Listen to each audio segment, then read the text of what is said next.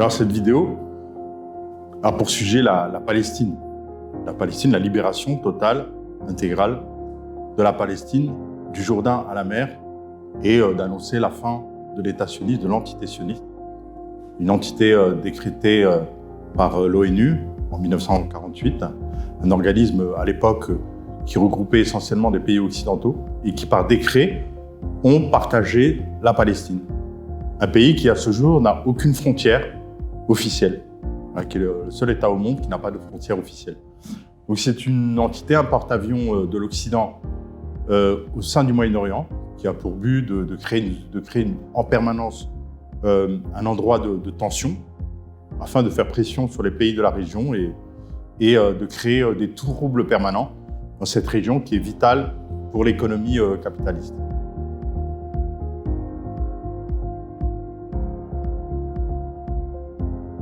Alors, cette entité arrive à sa fin, encore quelques années.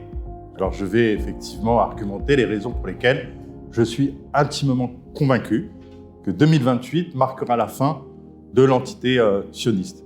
Alors que les rabbins, certains rabbins, les rabbins sionistes, parce que le sionisme est une trahison du judaïsme, comme effectivement l'affirment un certain nombre de juifs à travers le monde, et de religieux qui célèbrent contre cette infamie sioniste. Si le judaïsme a 5000 ans, le sionisme a aujourd'hui un peu plus de 100 ans. Voilà, donc les deux choses ne sont pas comparables. Le sionisme est une idéologie politique et certains religieux juifs ont rejoint cette idéologie sioniste qui est un dévoiement du judaïsme authentique et qui a eu pour objectif la création d'un État sur la terre, de gens qui sont là depuis des milliers d'années et qui sont les descendants des véritables Hébreux. Donc si des rabbins sionistes annoncent effectivement la venue du Mashiach, c'est-à-dire le Messie, et donc l'approche de la fin des temps, avec la réalisation du Grand Israël, un certain nombre de musulmans, je ne suis pas le seul, effectivement, annoncent au contraire la fin du sionisme et le recouvrement de la liberté du peuple palestinien sur sa terre ancestrale. En 2028, pour des raisons qui sont liées à une analyse mystique que j'avais eu l'occasion de développer. Mais auparavant, une chose très importante pour repréciser les choses, cette guerre terrible, asymétrique, donc d'une force incroyable qui mobilise une armée par terre, par mer, par air, contre une population civile concentrée sur une bande de terre qui détient des records mondiaux en ce qui concerne la densité de la population. Donc cette agression lâche ne date pas du 7 octobre dernier. Et cette guerre n'a pas démarré le 7 octobre. L'attaque israélienne à l'heure actuelle contre les civils de Gaza n'est en aucun cas une riposte.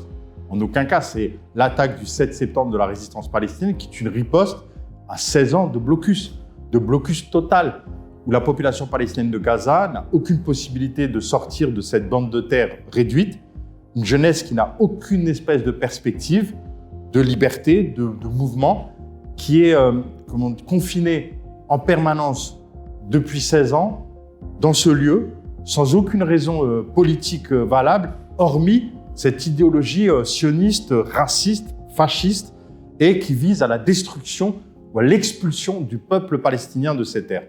Donc le 7 octobre n'est ni plus ni moins qu'un acte de résistance, non pas contre des civils désarmés, mais contre des colons, car les zones qui ont été attaquées sont bien des zones colonisées par des colons qui n'ont rien à faire là, et qui revendiquent la propriété de cette terre, je le rappelle, sur la base d'un cadastre revendiqué par un livre qui est promulgué et qui, sur la base d'écrits ancestraux, vont proclamer un droit de propriété sur cette terre.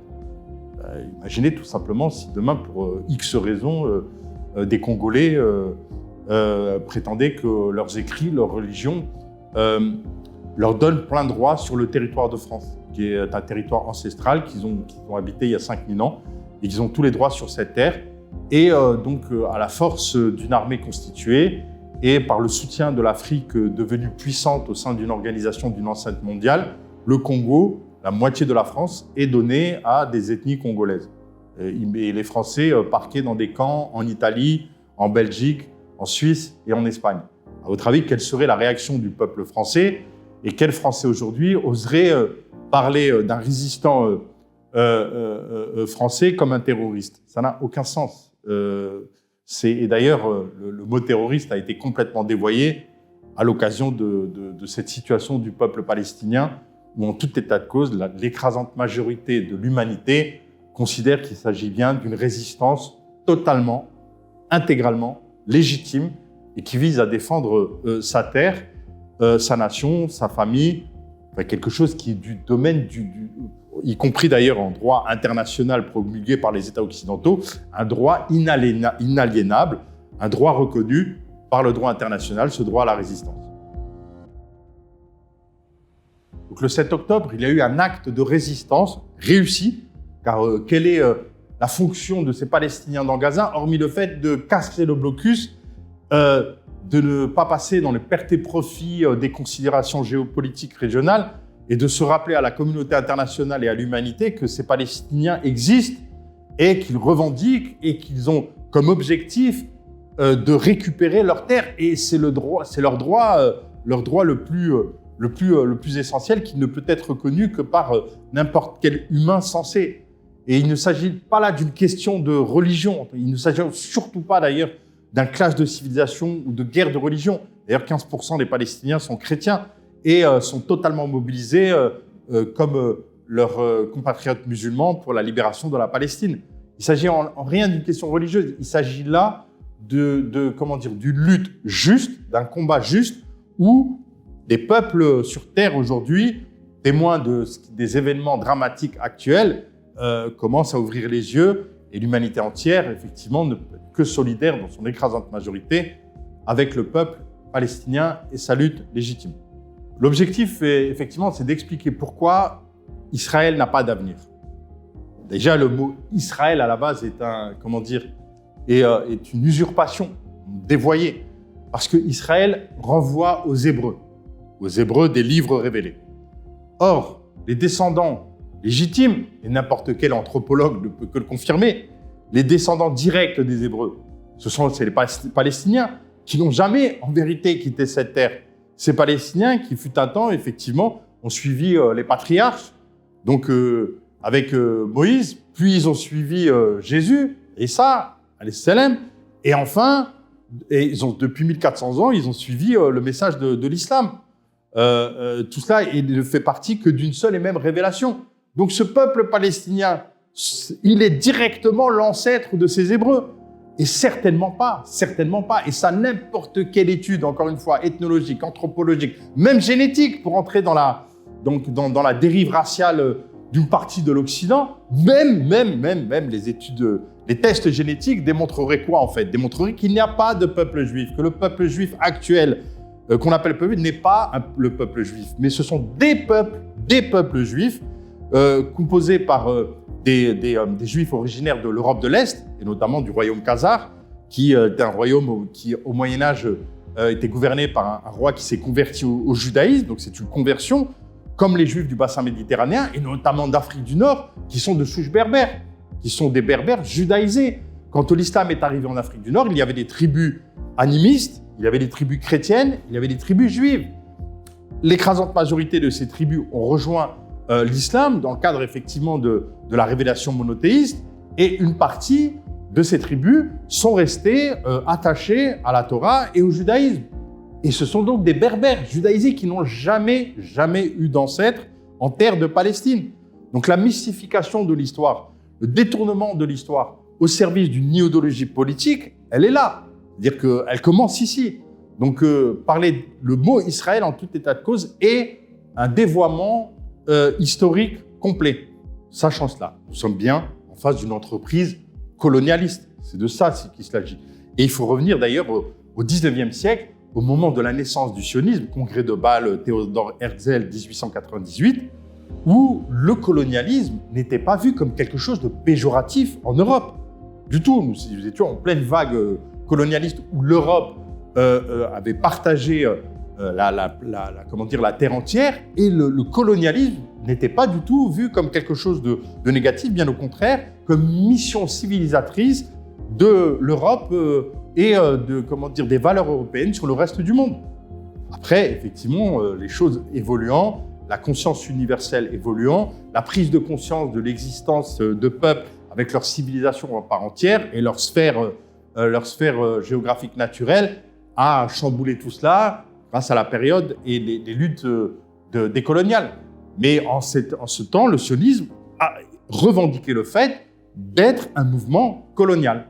Et il a été d'ailleurs implanté par une autre forme de colonisation, à savoir le protectorat britannique, obtenu sur la région de la Syrie, du Liban et de la Palestine au lendemain de la Seconde Guerre mondiale, avec la prise de Jérusalem par les troupes britanniques en 1917 et la déclaration Balfour. C'est là où, effectivement, ce mouvement colonial britannique a accompagné le mouvement sioniste, l'a reconnu et lui a donné des droits sur la terre de Palestine.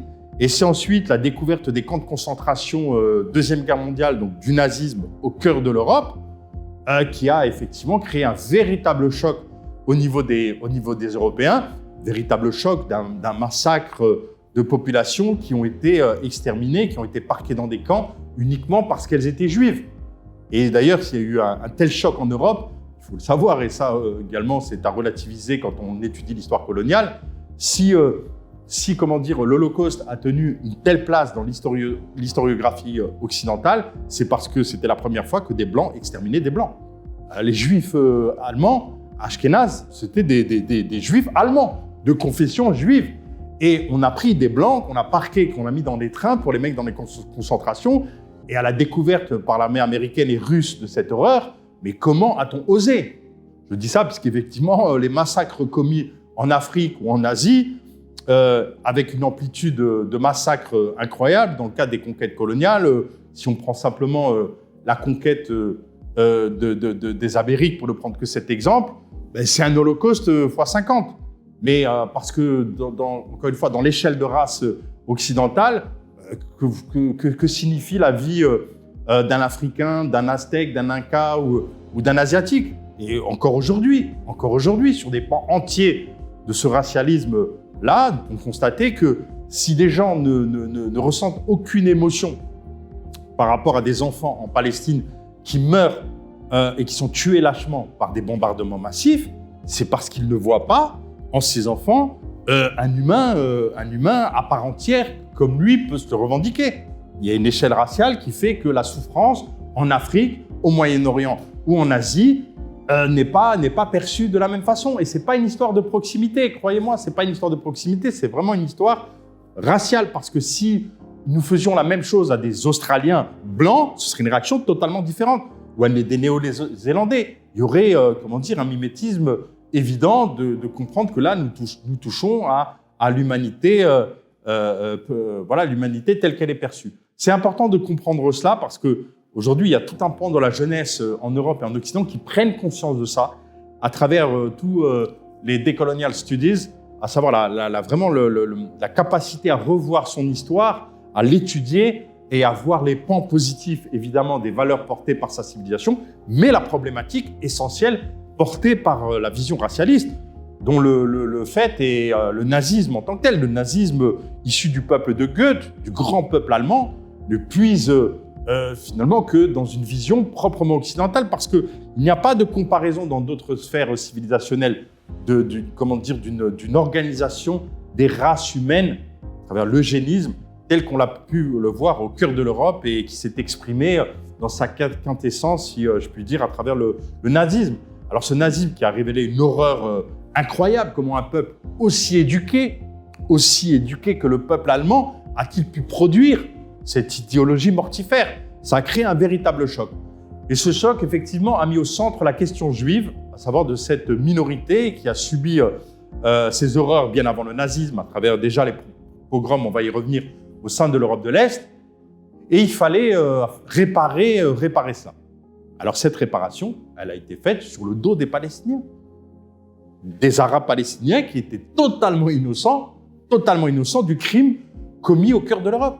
Et c'est par décret encore une fois, par racialisme pur, car il faut vraiment avoir une vision raciste du monde pour considérer qu'un peuple n'a pas d'autre choix que d'accepter de partager sa terre ancestrale pour réparer un crime commis par autrui, en dehors de son continent, un crime avec lequel il n'a rien à voir, ni de près, ni de loin. Voilà, c'est important d'insister sur le contexte historique et remettre les choses à leur place.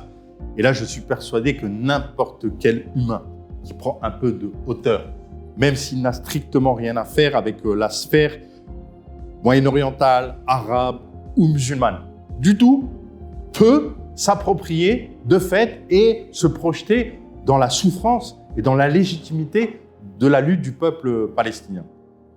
Et aujourd'hui, ce peuple palestinien est confronté au gouvernement le plus raciste, le plus fasciste de l'histoire de cette entité sioniste depuis sa création en 1948. Il y a des ministres aujourd'hui au pouvoir en Israël, notamment le ministre de la Défense, le ministre de la Sécurité, donc qui sont à des postes clés qui, très concrètement, légitiment totalement l'extermination ou l'expulsion des Palestiniens de leur terre.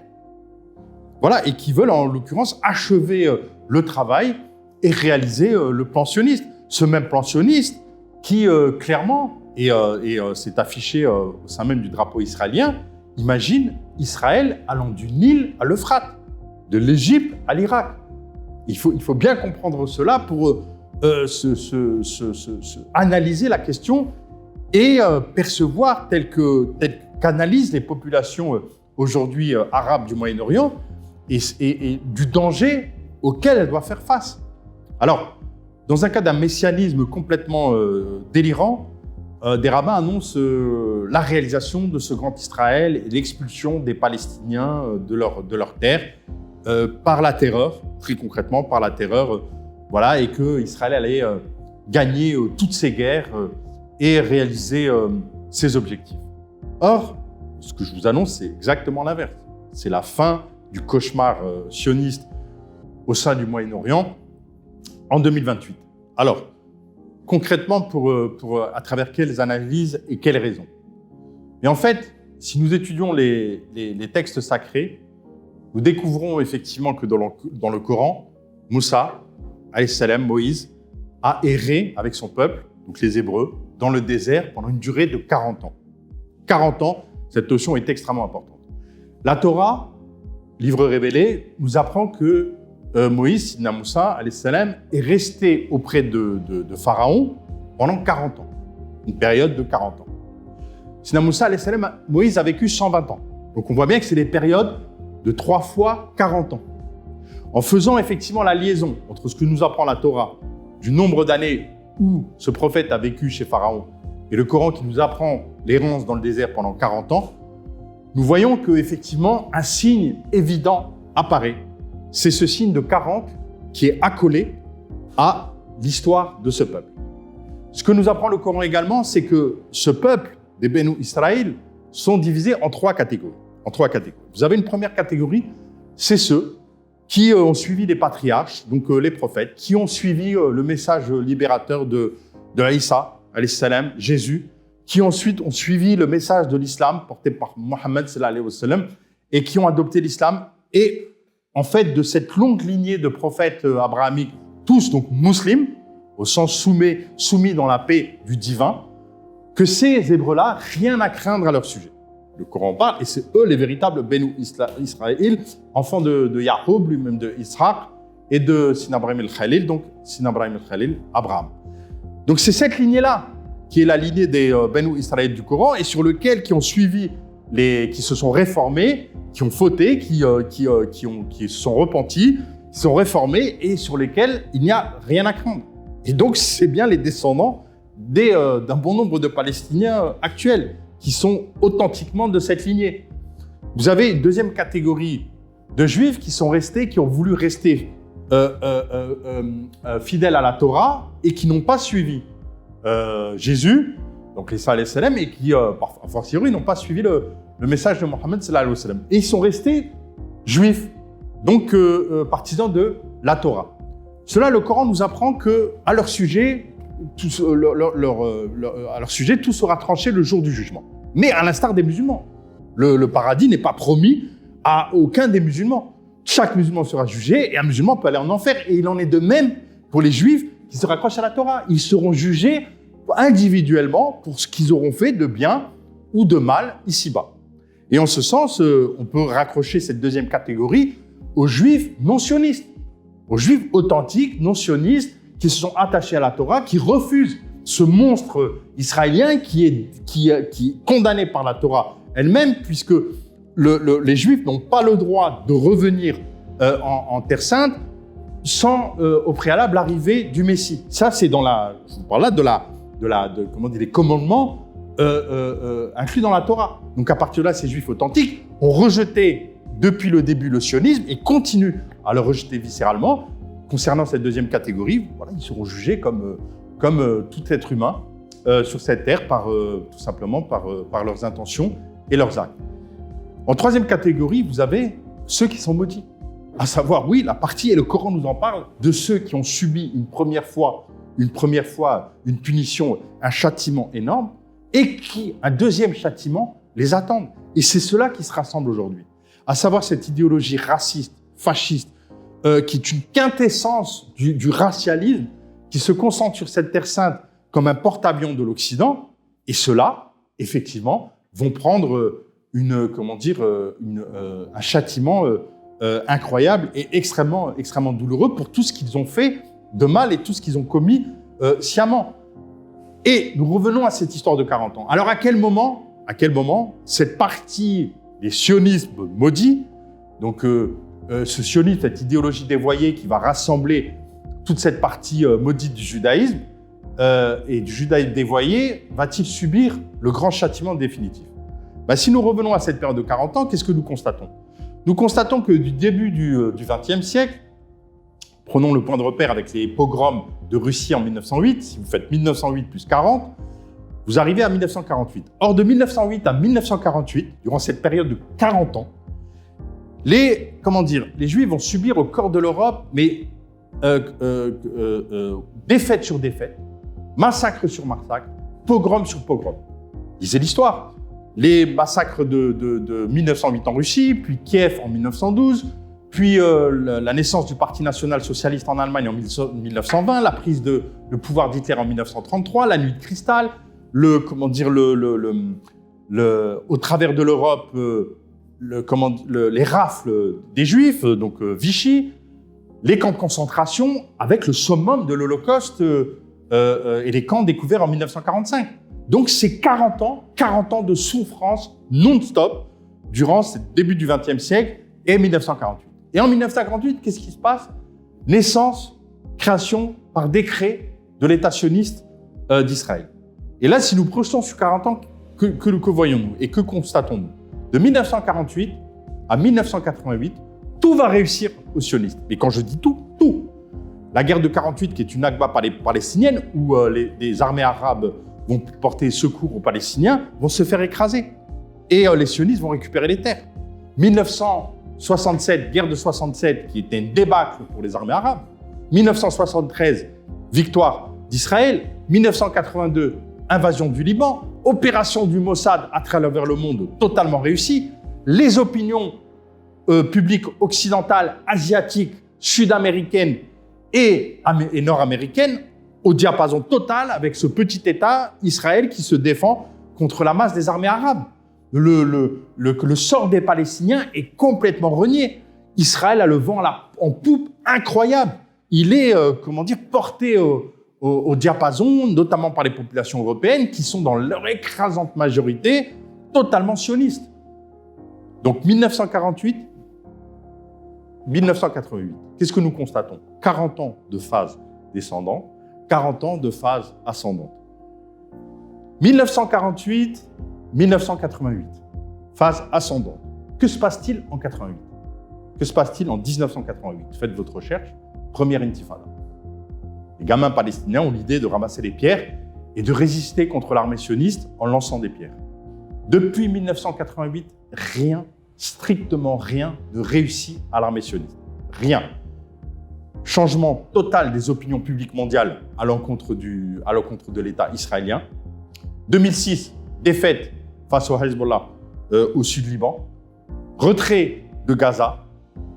Le Mossad n'a strictement rien réussi où que ce soit dans le monde.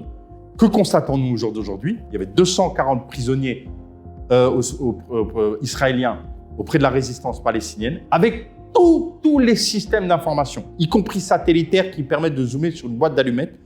La mobilisation de 360 000 hommes, des centaines de tanks, ils n'ont pas pu libérer un seul prisonnier.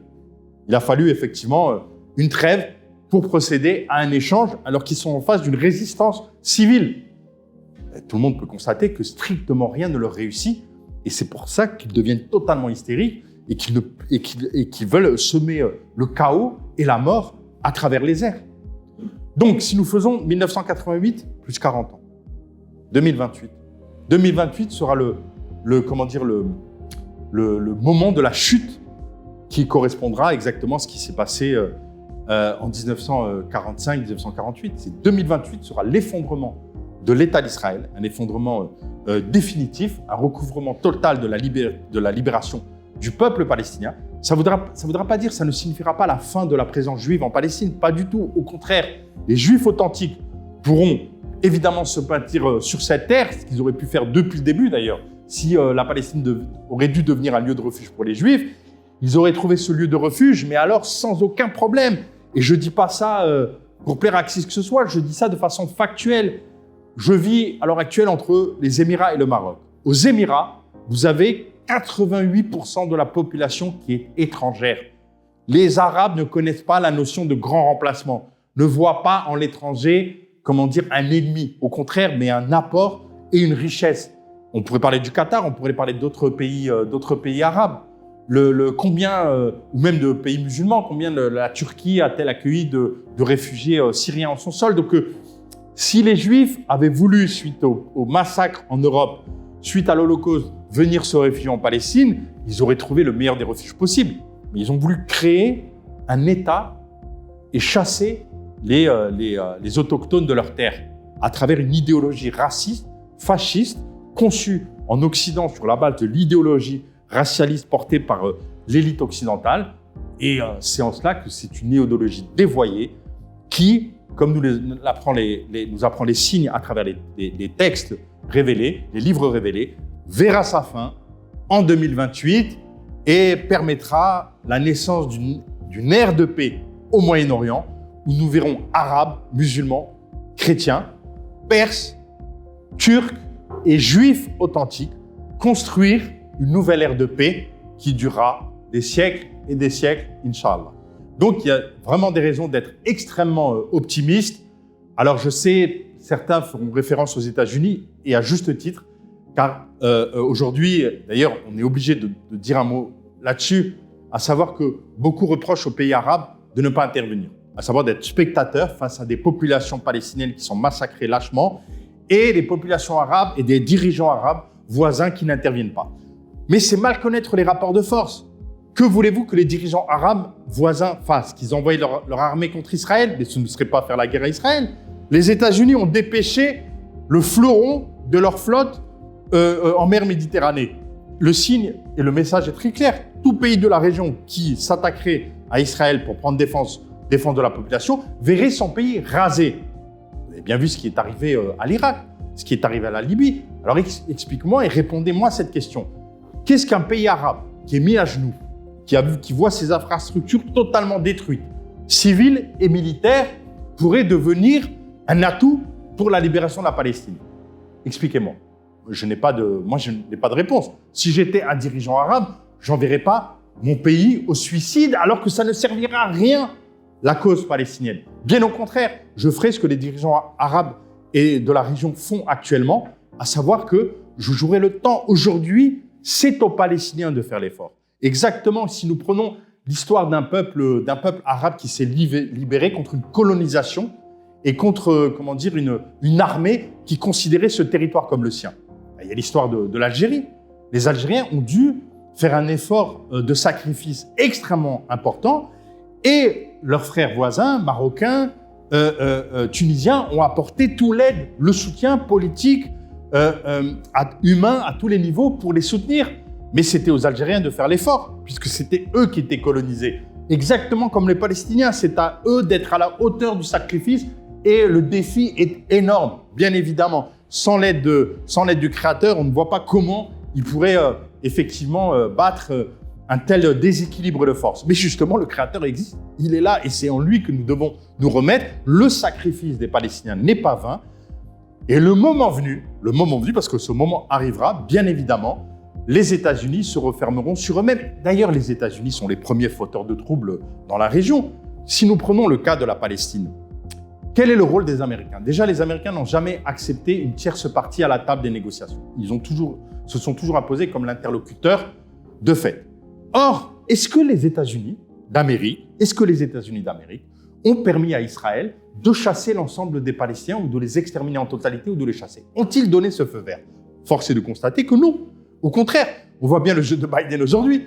Ils n'ont jamais donné le feu vert aux Israéliens pour réaliser ceci. En ce sens, ils n'ont jamais réellement donné le feu vert à la création d'un Israël sur un espace vital de façon, froid et pragmatique, nettoyé, avec un nettoyage ethnique à la clé. Par contre, est-ce que les États-Unis ont imposé la création d'un État palestinien? En aucun cas. Au contraire, ils ont permis la colonisation sioniste au nez à la barbe de la communauté internationale. Donc en fait, le rôle des Américains, c'est de créer un foyer de tension permanent sans solution. Croire que les lobbies sionistes tiennent les États-Unis est une lubie totale. Les Américains aiment bien faire croire ça. Les Américains adorent dans leur diplomatie jouer les Colombos. C'est-à-dire, ils jouent les crétins qui ne voyaient pas venir, voilà. Mais quand on regarde de façon, encore une fois, de façon lucide leur politique, on comprend que le rôle de l'état-major américain, c'est de créer une zone de tension au Moyen-Orient qui ne trouve aucune résolution. Vous allez me parler des accords d'Abraham, bien évidemment. Mais les accords d'Abraham, qui étaient une volonté de surpasser ce problème et de le régler définitivement par l'intégration économique d'Israël à la région, a été insufflé par Trump. Et Trump n'est pas représentatif de la vision du Pentagone et du département d'État américain. La preuve, Trump a retiré toutes ses troupes d'Afghanistan, a retiré une très grande partie de ses troupes d'Irak. Trump était pour le désengagement. Et c'est ce qui va, et il est précurseur d'un mouvement qui va s'amplifier aux États-Unis, qui sera America First, c'est-à-dire la volonté des États-Unis de se désengager du monde entier, et donc, oui, effectivement, de lâcher Israël. Ce moment arrive. Et à partir de là, oui, lorsqu'Israël sera uniquement confronté à ses voisins arabes sans la force de frappe américaine, là, la question sera réglée très rapidement. Et donc, si j'étais un dirigeant arabe, évidemment, j'étudierais les rapports de force. Et au Moyen-Orient, c'est des peuples qui ont plus de 5000 ans d'existence. Ils ne calculent pas sur 2 ans, 3 ans. Vous voyez, c'est des données qui sont beaucoup plus sur des échelles de temps beaucoup plus importantes. Mais le fait est que le sionisme est une idéologie dévoyée qui verra sa fin très bientôt. Et dans sa folie de vouloir détruire l'esplanade des mosquées, qui est la mosquée Al-Aqsa, qui est le 3e Lucien de l'islam, pour reconstruire de façon fantasmagorique le temple de Salomon, toute cette idéologie dévoyée-là va continuer à s'enfoncer dans toujours plus d'extrémisme, donc toujours plus de rejet de la part de l'humanité. Et tout cela se terminera bien évidemment par le recouvrement et la récompense de la mobilisation et de la résistance formidable de ce peuple palestinien qui nous donne une formidable leçon d'abnégation, de sacrifice, de courage, de persévérance. Mais quelles leçons sont en train de nous donner les Palestiniens, qui bien évidemment dans leur souffrance sont un véritable crève-cœur, mais qui sont d'abord une véritable leçon pour nous. Parce que ceux qui sont véritablement à plaindre, ce ne sont pas les Palestiniens en lutte, ce sont nous-mêmes qui sont finalement dans ce sentiment d'impuissance et, il faut le dire, de lâcheté par rapport à ces événements. Nous nous sentons effectivement démunis. C'est nous qui sommes interrogés et toute l'humanité à travers cela, à savoir tous les croyants sur cette terre, en se disant bien que nous avons là le symbole de la lutte des forces de la lumière contre celles des ténèbres. Parce que le sionisme n'a qu'une vocation, c'est le renforcement et l'affirmation d'une échelle raciale à travers un peuple élu qui a pour vocation d'esclavagiser le reste de l'humanité. C'est bien la définition des forces des ténèbres et les forces de la lumière qui vont voir les véritables croyants se mobiliser dans la vocation de voir effectivement ce symbole aboutir à la victoire de ce peuple palestinien vaillant qui, bien évidemment, à tout notre soutien. Voilà. Donc j'espère que cette vidéo a été une lueur d'espoir pour tous ceux qui sont en souffrance et bien sûr en solidarité avec la lutte de ce peuple. Et voyez ces dizaines de milliers de civils, 70% de femmes et d'enfants tués lâchement. J'espère effectivement que c'est une note d'espoir et j'espère bien évidemment avoir raison dans mon analyse. Rendez-vous en 2028, Inch'Allah. Qui vivra verra. Et d'ici là, gardez l'écoute. Merci.